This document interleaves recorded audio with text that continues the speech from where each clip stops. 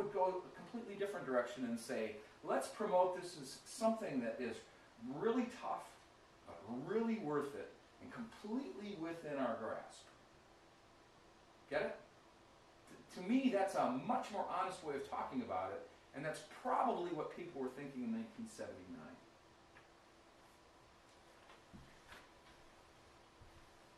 All right.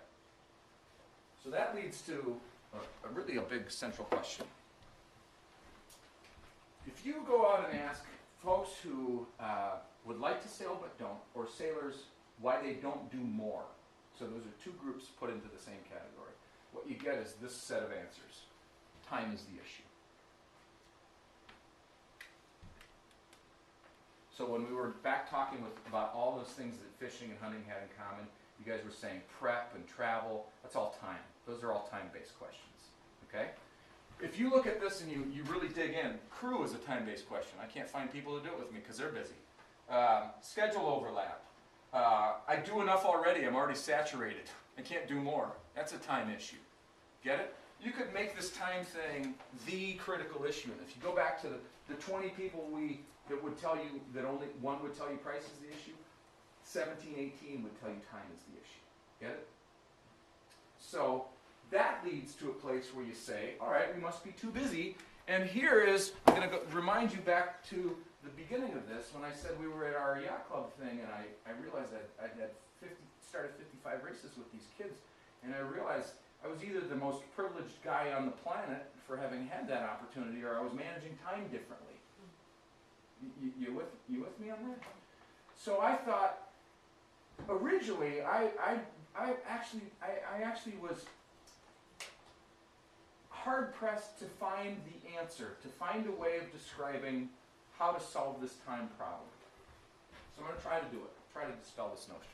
To start with, if you go to the Bureau of Labor Statistics, you find out that Americans on average have 38 hours of selectable time. It's not free, but it's selectable time. And I've already talked about a couple of the ways that it's selectable. So remember we said we build houses all over the place? Well, where did we really build them? We build them further away from our jobs and further away from points of access. So what did we do with that time?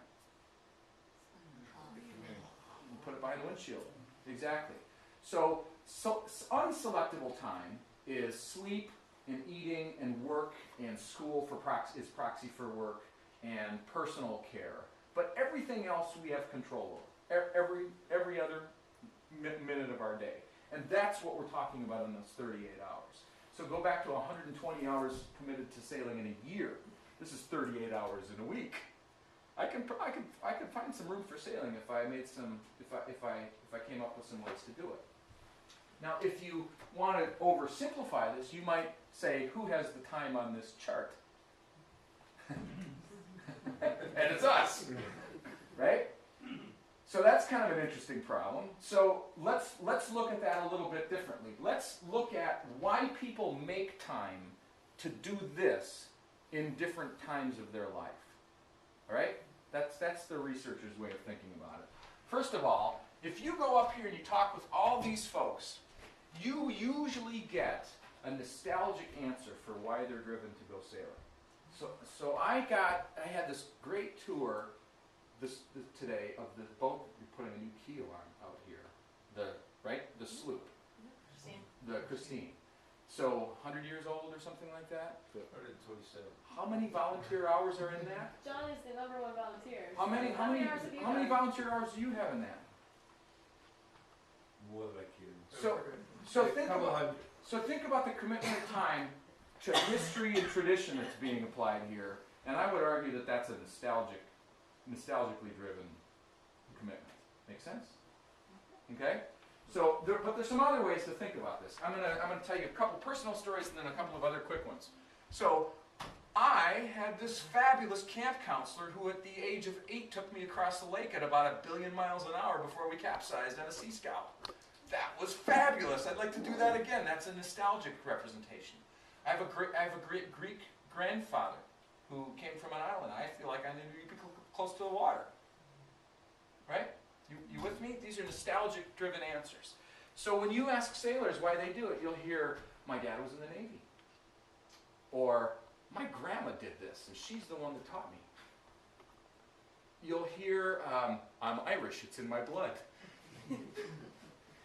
I'm not sure where the rum comes in on that, but that's some, you follow me? So I have to tell you one quick, I thought poignant question.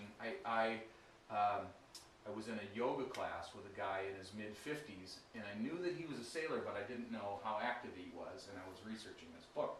And I asked him about why, why do you do this? And he, like me, reported that he started as an adult, really, but he'd started much later. 5 years before, in his 50s, he was invited to go sailing. His dad had died a long time ago, 20 years ago or 25 years ago, and they'd been fishing partners together when he was a teen.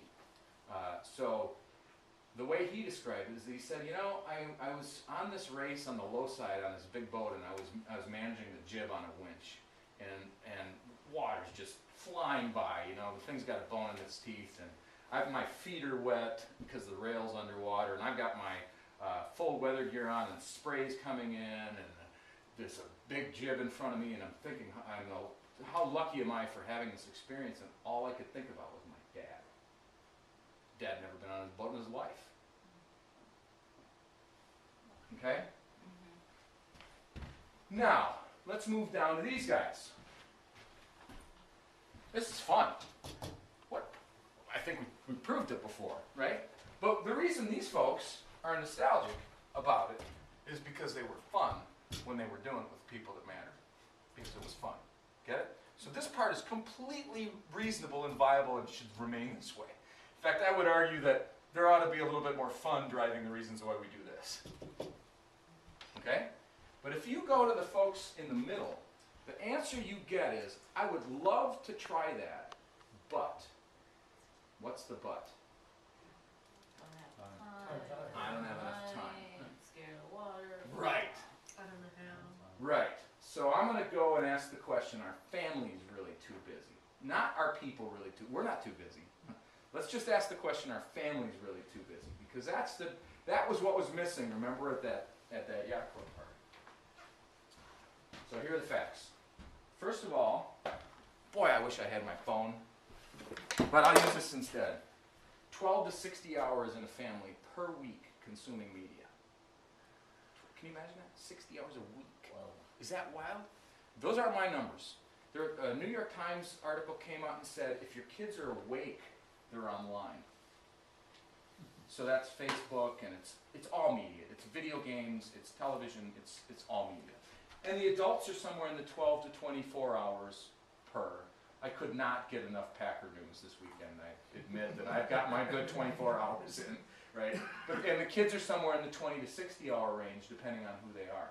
Now, just think about the volume of time we're talking about there. But we also said that we moved houses out, right? So we've got 8 to 20 hours commuting if we're on the adult side, which, by the way, doesn't happen in the family format. Can't, right? We're independent of that. And we got another problem in terms of the way we're managing our Saturday afternoons and Sunday afternoons. Up until just last year at the Sailing Center, what was happening is 6 to 18 hours were spent taxiing and spectating at our sailing programs or any of the other things that we do, like piano lessons or soccer. You follow me on that? So the parent now is driving more. Their commute time has been increased, but they're not participating. You with me? And those are all selectable hours that fall in that 38 hours of available for doing things. So you're at about 2 to 60 hours remaining per week left for hobbies if you run the math on this against the 38. Isn't that awful? So at that point, I want to slash my wrists until we got to a place where we could actually talk about some plausible options. Okay? So let's just throw a few out.